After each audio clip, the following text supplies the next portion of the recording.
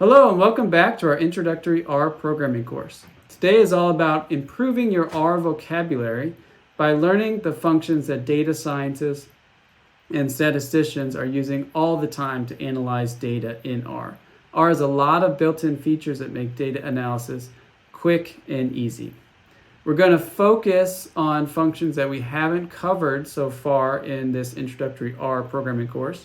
So if you haven't seen the previous videos, it's probably a good idea to go back and watch those first and then come back to this one. There's going to be a second R vocabulary video after this one. So this is the first in a series of 2 videos. Let's get started.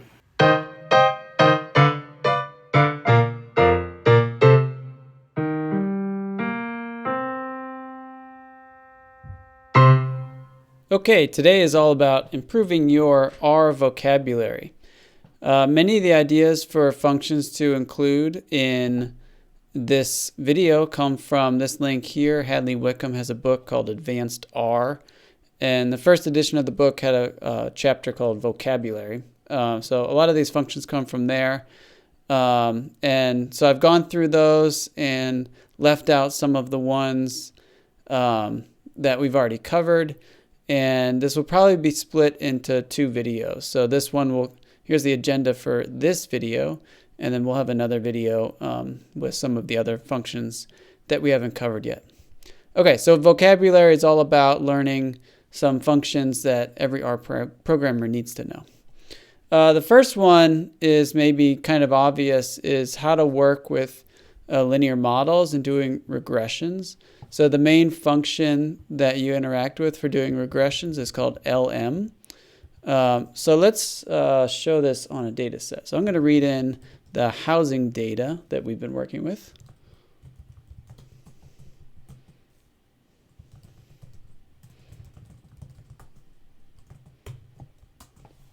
Okay, and so if you recall, this is a data set with sales of houses from Ames, Iowa.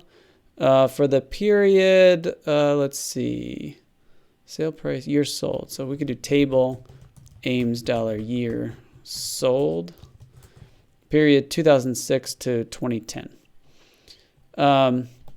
Okay, so you might be interested in doing a regression of the sale price on some other variables to try to build a model for what a house is going to sell for. So the way you do that is I'm going to call the LM function. LM stands for linear model, which is another name for regression. And basically the way this works is I put the response variable first, and then I do a tilde, and then I put in excuse me, whatever variables I want to regress it on. So the simplest one is maybe to regress the sale price on the total size of the house in square feet, and that is in GR live area. And what you'll notice is that a couple of things. So this is the first argument to the function. This is a special thing called a model formula, or at least it gets converted to a model formula when this is called. So this whole thing is the first argument. It's the model formula. And then because we're not saying, so for example, there's no object called sale price. It's Ames $ sale price. So we have to tell LM where these variables live. And we do that by specifying the data argument. And we point that to the data frame that has these variables in it. Okay, so we run this, it runs immediately, and now we have an object that I've called M1, which stores the output of this regression.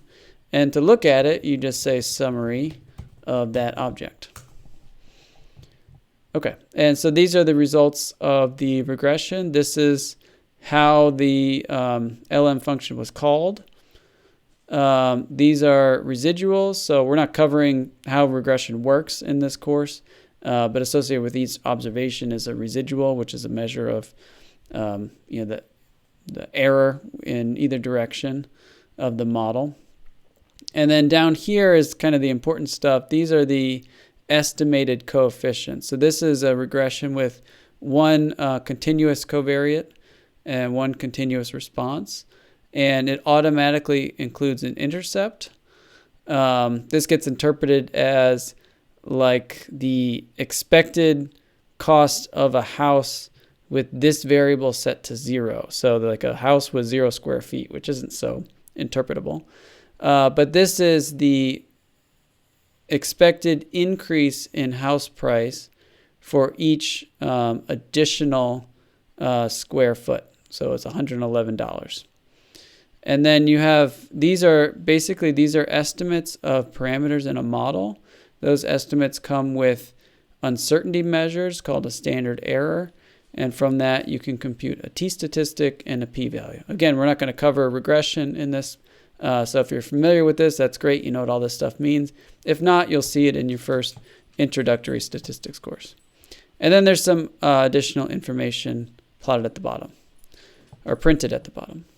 So one of the great things about R is that it's really this easy to perform linear regression. That's because R was set up for this type of analysis, so they really designed it to make this really easy. Okay, associated with this object, you can plot things. So say we want to see what this fit looks like. We'll do plot Ames $GR live area and Ames sale price on the y-axis. So there's our plot. And it's very easy to add the fitted regression line. We just say AB line or AB line M1. So take the model object and put it there. And I'm going to make it a different color to make it really stand out. Okay, that's the fitted regression line. So AB line is one of these functions that allows you to add things to the plot. It can be called in various ways. So you can give it a regression object, or LM object as they're called. Or you can say AB line, and you can give it specifically the intercept and the slope that you want. So I could say like 2E5 and a slope of 0. And it'll plot that line. Okay, but that's not a meaningful line for this plot, so I'm going to delete that. And so that's our fitted regression plot. You can also call plot on this thing directly. And what you see shows up in the console is hit return to see next plot. So if I do that, it's going to give me a sequence of diagnostic plots for telling whether your linear model fits the assumptions for a linear model. So this is residuals versus fitted value. This is a QQ plot, if you know what that means. This is a scale location plot. This is a leverage plot. Okay, so you can call plot on your fitted LM object, and it will give you a few different plots to assess the assumptions of your linear model. All right, now there's a bunch of other information in here. So I can say names M1. So well, first of all, let's do class M1. So this is the object of class LM, but it really operates like a list. So I can call names on it. And you can see that there's various fields in this object. For example, M1 $ coefficients. These are the fitted regression coefficients, the intercept and the slope with respect to size of the house. There's other things in here like M1 fitted values. Let me just call names again. The residuals, I'm not going to print all this stuff out.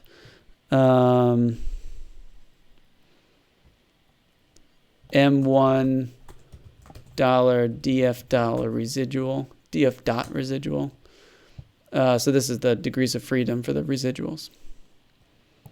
Okay.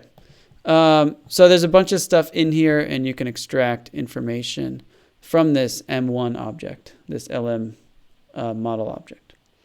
You can also use your fitted model to do predictions. So the idea here is a new house is coming on the market, and it has a certain size, and you want to predict what it's going to sell for. You're the real estate agent, and you want to list it for a certain price. So R gives you the ability to use your model to make a prediction. So the way this works is you have to create a data frame with the values of the covariate at which you want to predict. So I'm going to make a data frame, and you have to give it the right name, grlive area. And say I want to predict 3 different houses of these sizes in square feet. So here's pred df. And after you do this, so this is kind of the only hard part, you have to set up this data frame. You just call predict. You give it your fitted model and the data frame with the data being used to predict. So first of all, I don't have to put an intercept in here. It knows if this model has an intercept to basically add it automatically. So I'm just putting the covariate in there. And this makes the prediction. So this is the predicted cost of a house with 1,000 square feet, 2,000 square feet, and 3,000 square feet. This is based on the model that we fit. And just to make this kind of look nice, we can say pred df dollar predicted sale price is the output of this predict function. So nothing new here. I'm just putting it into that pred df and printing it out. Okay. So that's the linear model object. Of course, there's a lot more you can do, and we'll see in just a minute how to work with factors. There's also lots of other types of models you can fit in R. You could do generalized linear models. You could do linear models with random effects. So this is just a taste of model fitting in R. Okay, next we're going to talk about factors or categorical variables. This is one of the features that really makes R kind of great for analyzing data because it's just so easy in R to work with factors or categorical variables. All right, so it's really easy to add a categorical variable to your regression. So let's say M2 is our second model. We're going to do LM sale price on size of the house. But we'd also like to include, maybe this is a pretty good model, but we'd like to include some subjective measure of how nice the house looks. And in this data set, there's a variable called overall con for overall condition. And data set is still Ames. So first thing is let's look at a table before we run this of the overall con variable. And you can see that there are different ratings: above average, average, below average, excellent, fair, good, poor, very good, very poor. And these, I believe, are listed, correct me if I'm wrong, in alphabetical order. Okay, so here's how we fit the model. This may look a little strange because this isn't really a numeric variable, it's a categorical variable. But one of the cool things about R is that it knows automatically what you mean when you add a categorical variable to the model. So we can do that, it fits it no problem, doesn't ask any questions, and we can look at the summary. So bit of background, what this model is actually doing is it's basically saying that the sale price is a linear function of the size, or sorry, the expected sale price is a linear function of the size of the house.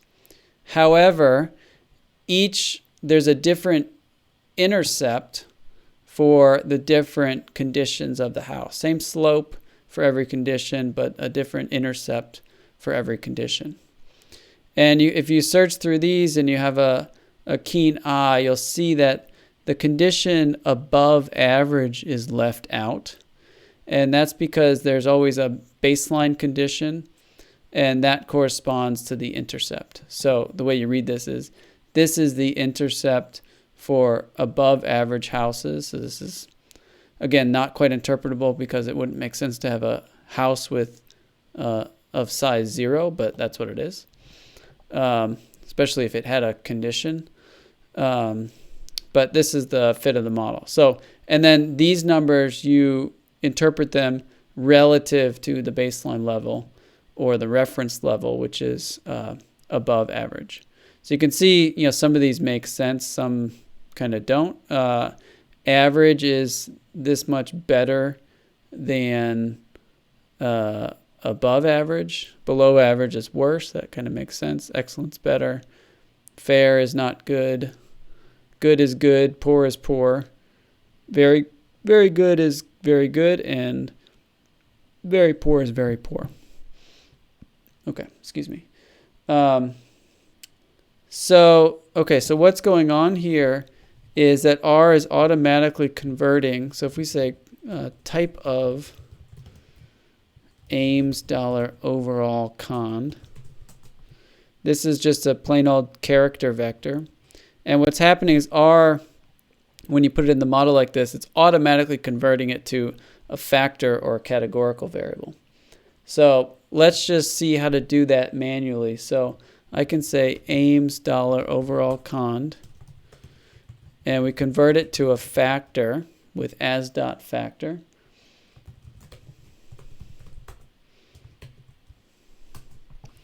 And now if we do, let's try type of Ames $overall cond. It says integer. The reason it says integer is it's basically taking all the different categories in overall cond and it's mapping them to a number, 1 up to the number of categories. So like the internal storage is as an integer. But I think if we say class, it'll say factor. Yes, this says factor. And if we type out Ames $overall cond, it prints out the conditions. Notably, they don't have quotes around them. Okay, let's do this. As.character. Actually, let's just pick a different one. Head Ames. Ames $building type. This is a character vector and it puts the quotes around it. But now we've converted Ames $overall cond to a factor. It doesn't put the quotes around it. Okay, so that's one way of telling whether you're looking at a factor or not. The other way is that when you print it out, it will print out the different levels or categories of the factor. Here it didn't have enough room to print them all, so it did a ... there. But you can see that they're listed out in alphabetical order here. And this is important because R will by default take the first one alphabetically and make that the reference level. And that's really important for interpreting the output of your model, which has a factor in it, because that tells you how to interpret the intercept. Okay, now if you wanted to make a different category the reference level, you can do that, but you have to do it manually. Okay, so the way you do that is you say Ames $overall cond is relevel Ames $overall cond. And you have to specify which one you want to make the reference level. And I'm going to say we're going to make things relative to very poor. Is that? No, it's very underscore poor.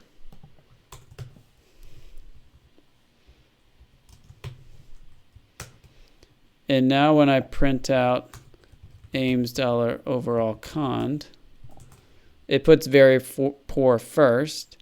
And if I refit this model,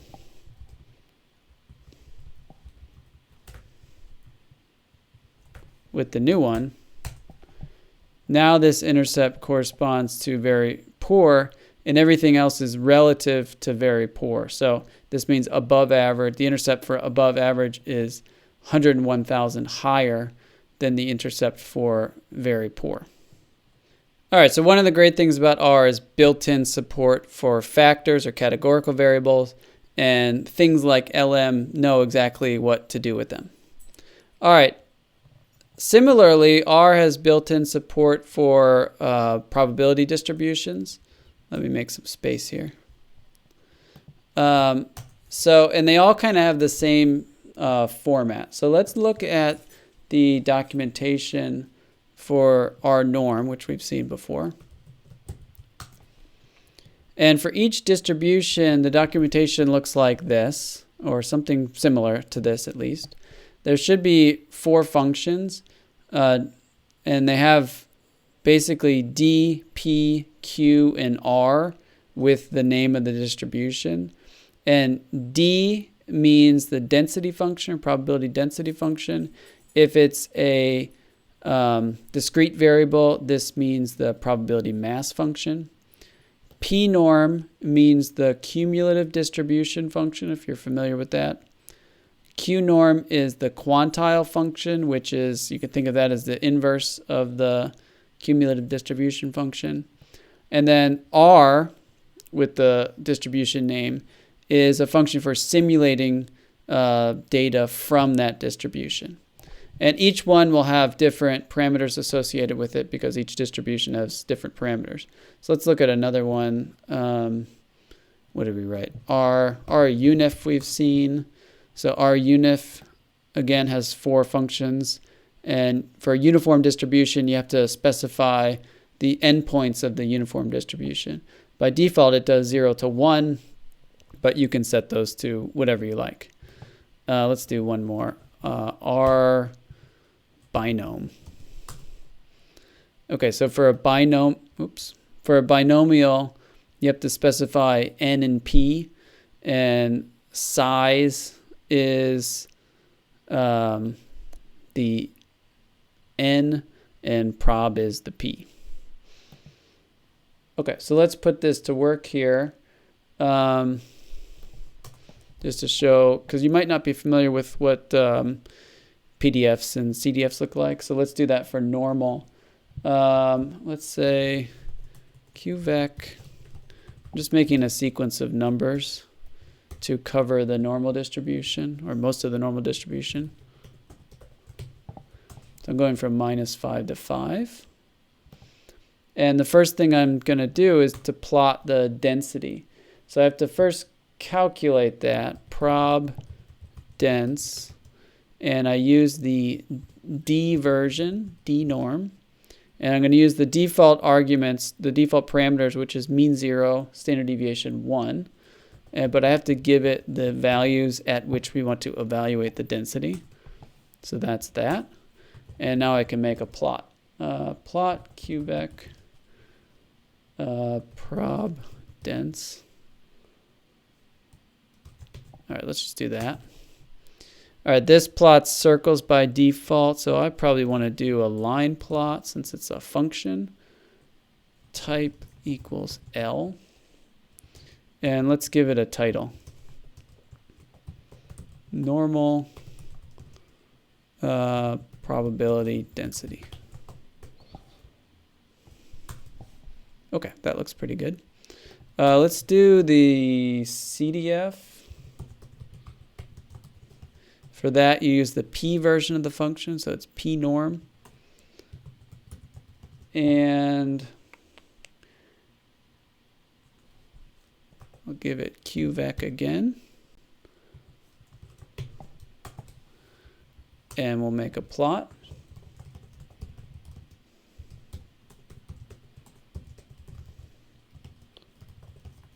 Type equals L.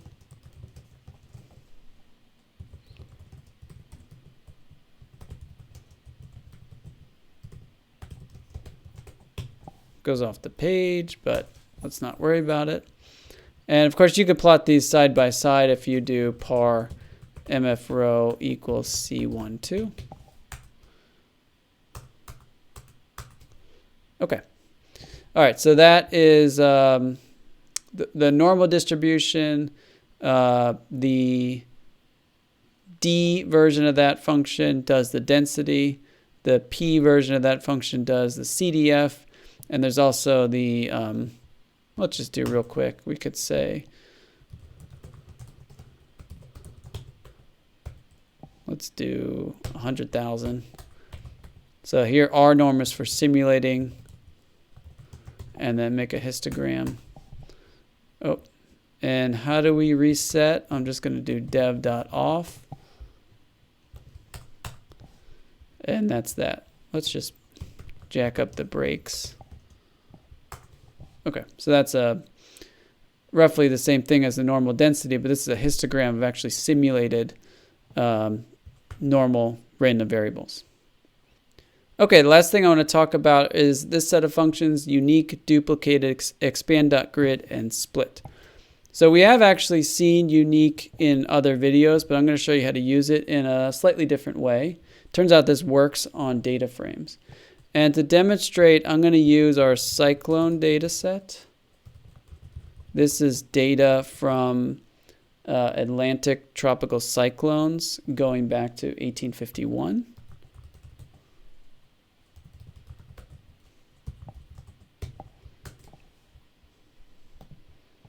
So if we do head cyclone,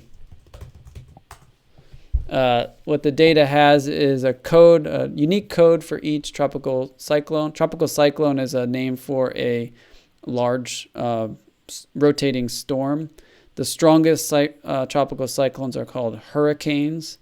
So the storms in, so this, the way you read this is AL for Atlantic, 01 for first storm of 1851.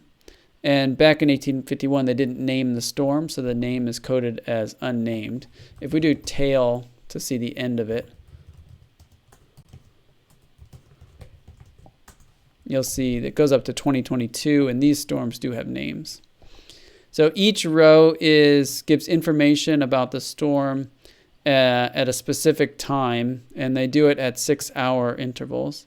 So it gives the date, the time in military time, longitude, latitude, wind speed, and atmospheric pressure. Okay, so one thing you might want to do is take this data and convert it to a new data set which just has one row for each storm and some summary statistics about the storm. Okay, so let's try a simple version of that, which has just one row for each storm and has the code and the name of the storm. So I'm going to do this, call this storm summary. And there's actually a really easy way to achieve this. You'll say unique cyclone. Explain what this does in a second.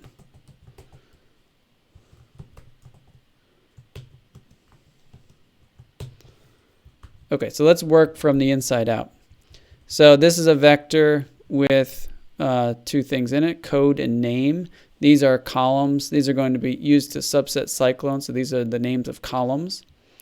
Cyclone square bracket with those two things will create a new data frame where you're selecting only columns with these names. And if you apply unique to that, now it's kind of unclear what this is going to do, because if you apply unique to codes, obviously you'll just get the unique codes. If you apply unique to name, you'll just get the unique names. If you apply it to both of them, what it actually does is it takes the unique combinations of code and name. So if we do that, and we could do tail storm summary. It's more interesting to look at the end because the ones at the end of the data frame are the more recent ones and they actually have names. So tail, let's look at 40 of them. So these are the last 40 storms in the data set. So this is the code. You remember in 2020, if you remember this, there were so many storms that they had to, after they named the storms in alphabetical order. So like 2021, they start with Anna, Bill, Claudette, Danny, Elsa, Fred, so on. But once they get to Z, nobody actually, I didn't know this at least when this happened, but once they get to Z, so at least 26 storms, what they do is they start over, but they use Greek letters instead of names. So there's eta, theta, iota at the end of 2020. Okay. Now, suppose you wanted to have more information about the storm. So for example, suppose you wanted to have the date that the storm first was recognized as a tropical cyclone. You might try something like this.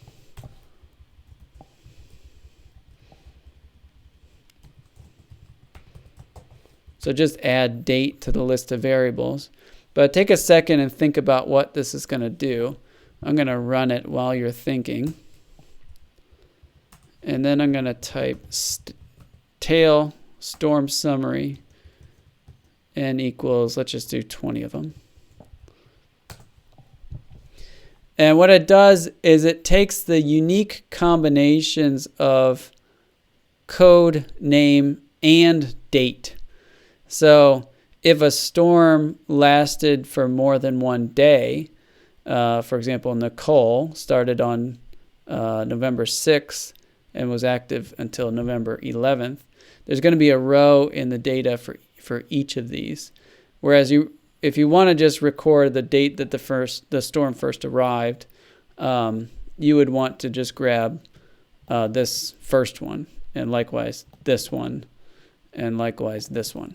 Okay, so how do you achieve that? Unique won't get it done. And it turns out there's a really helpful function called duplicated. So I'm going to define dupes is duplicated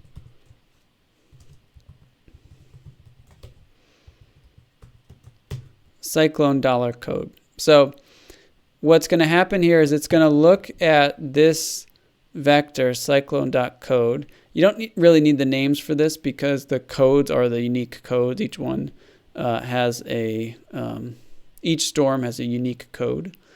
And if it's the first time it's seen that code, it will set it to false. But every subsequent time in this vector that it sees a code, it will set it to true, meaning that it is duplicated. Okay, so let's do that, and let's look at it. Let's just look at the first maybe 100. So the first one, obviously, it hasn't seen before. And let's actually type codes.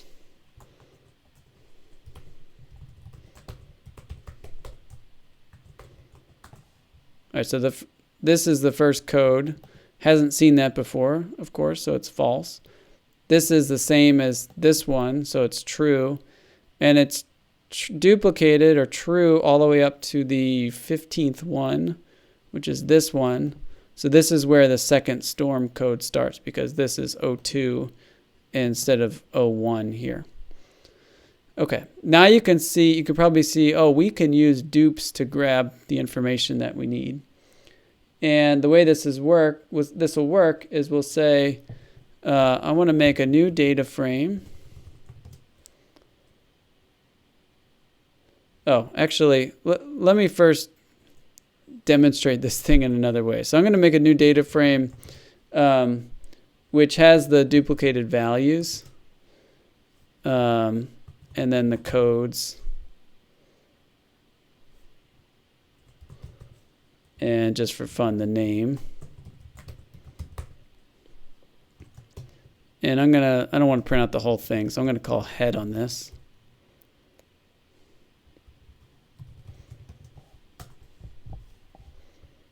Cyclone. Okay, so this is just demonstrating the same thing in a different way. That this is the first one, so it's not duplicated. These are all duplicated because they're AL01. This is a new one because it's AL02, so this is false. there's actually only one entry for AL02. So 03, this is a new one. There's actually only one entry for AL03 as well. So the next one is AL04. That's a new one. And then there's a bunch for AL04. And there's 5, 6, so on. And let me do not dupes. So this is just turning the falses to true and the trues to falses. And now you can see how this is going to work. So basically, if you do not dupes, it makes it true if it's the first time it's seen it, false otherwise. And so I'm actually going to use not dupes, not duplicated, to subset this. So if I subset using not duplicated, it's going to grab this one, and then this one, and this one, and this one. So it's always going to be grabbing the first one from each code. All right, so let's do that. Storm summary.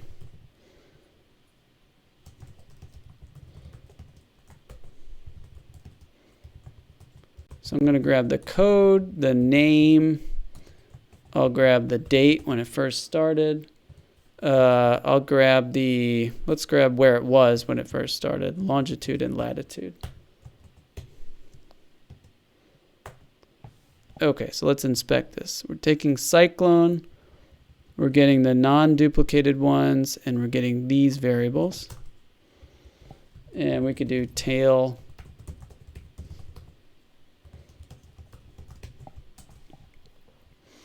Okay, so these are the most recent storms, some from 2021, some from 2022.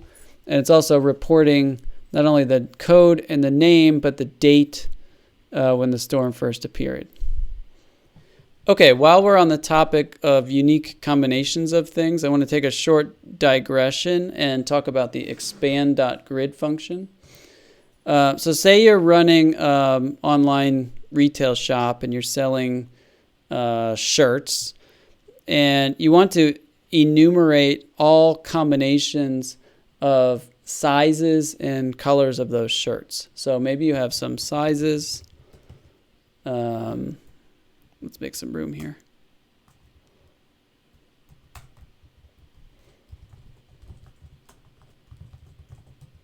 Small, medium, large. And you have 3 colors.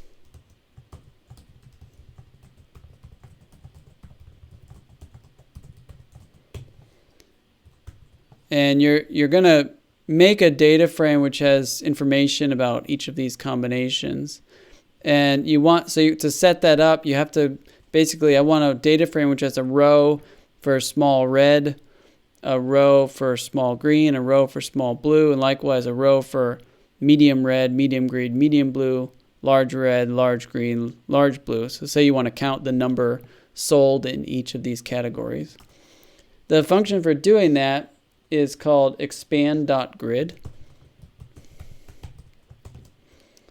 And you just give it the vectors whose combinations you want to take, sizes and colors. Oh, and I didn't run these. And this will create a data frame with all these different combinations. So for red, it has all 3 sizes. For green, all 3 sizes. Blue, all 3 sizes. And the order in which it does it depends on the order that you give it. So you can say, if instead I want it to sort by size first, we would say you put size last, colors, sizes. So this orders it in a different way. And I believe you can say color equals. Good. And this will name the columns accordingly, as opposed to just saying var1, var1 or var2. Now this is a data frame. If you want it to be a matrix for some reason, you can always call as.matrix on this object.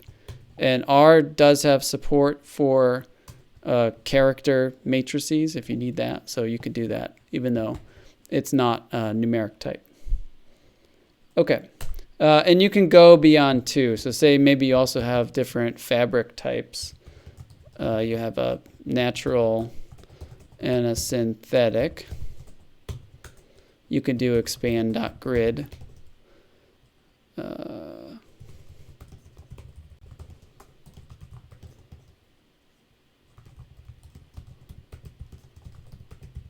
On all 3.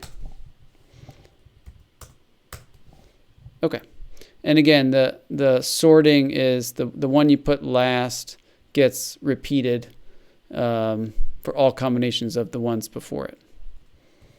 The last thing I want to cover is the split function. The split function could be really handy for doing, for simplifying computations on different categories in a data frame. So let's look again at our cyclone data. So head, or let's do tail cyclone, n equals 100. So this is the original data. It has a row for each 6-hour period. And we successfully used the duplicated function to calculate or create a data frame which has information about the code, the name, and what else? The first date, latitude, longitude, when it started. But suppose you wanted more information in the summary. For example, you wanted the maximum wind speed of the storm over its entire period. Now you can't get that with the duplicated function because it's always going to return, so not dupes is always going to return the row which is the first time the code appears, which is not necessarily and very not likely to be the maximum, to have the maximum wind speed. So there's various ways of doing it, but I'm going to show you a way of doing it using the split function. So the first thing I'm going to do is I'm going to create an object called cyclone split, just to show you how this works. So split, and let me shorten this because we're going to be, some of our lines are going to get long. I'll call it cyc split. So I'm going to split the cyclone data frame, and I want to tell R how I'm going to split it. So basically what this is going to do, it's going to create a list where each list element is a data frame for however you want to split it up. So the way I'm going to split it up is by the code, cyclone $code. So let me just run this. It's better just to show you what this does. So cyclone split, actually let's say class cyc split is a list, which means we could say cyc split 1. And this is the data from that cyclone data frame for the first storm, so AL 01 1851. Likewise, we can do second one. Remember, the third one only had 1 row, but that's allowed. And just for fun, let's look at the last one.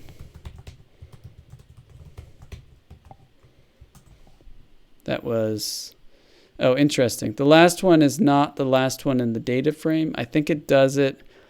The last one is the last one alphabetically by the splitting, and alphabetically the last one is AL31.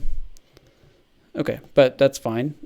Basically it has a different one for each cyclone. If we want to get, actually let's say tail. So Nicole was this one. I'm going to copy that. You can actually access this via the name of the code that it's split by. So that will grab the data for Nicole. Okay, so that's what it does. But we haven't added anything to it. So the way I'm going to add something to it, I want to add a column to cyclone for max wind. Cyclone $max wind. I'm going to set to NA. And then we're going to split it. Cyc split cyclone cyclone $code. Okay, so that's the same as before, but we have a new column called max wind. And what I'm going to do is I'm going to loop over, just to show you this is the same. So cyc split 1 is still the data, but now we split a data frame that has a column for max wind. And the strategy is here, we're going to use duplicated again, but basically I'm going to fill all these values in with the maximum wind speed. So basically I have to loop over cyc split. This is the first one. I have to look at the wind column and find the maximum. In this case, it's going to be 80, I guess. And then fill this column with 80s. Importantly, the first one will be set to 80. And when I go to use duplicated to grab the first value, it's going to grab the right thing. Okay, so let's write the loop. For j in 1 length cyc split, we'll say cyc split. Each of these is a data frame. So I can do max wind. And I'm going to set all of those values to the maximum cyc split $wind. And just to be sure, I'm going to remove missing values and close the loop. Okay, that worked. And now if we look at cyc split 1, we get that. We can look at cyc split for Nicole, 65. We could look at iota.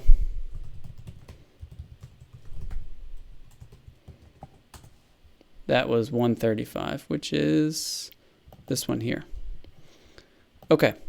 Now we want to, the strategy is we're going to use duplicated. So we have to put it back together in a data frame. So put all these individual ones back together. And the function for doing that is called unsplit.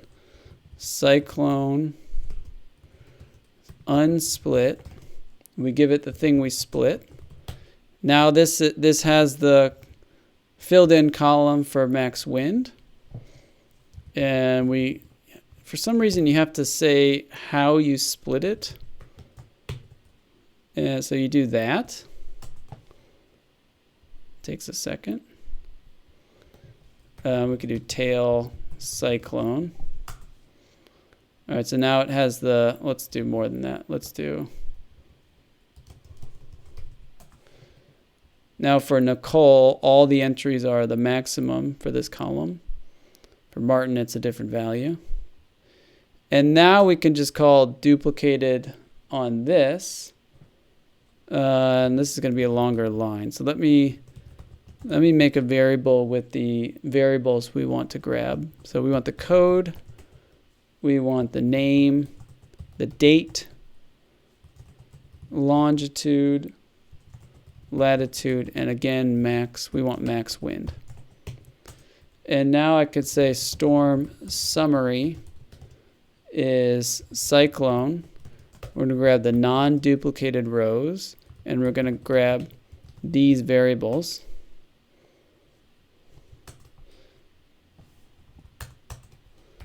And we can look at tail storm summary, n equals 20.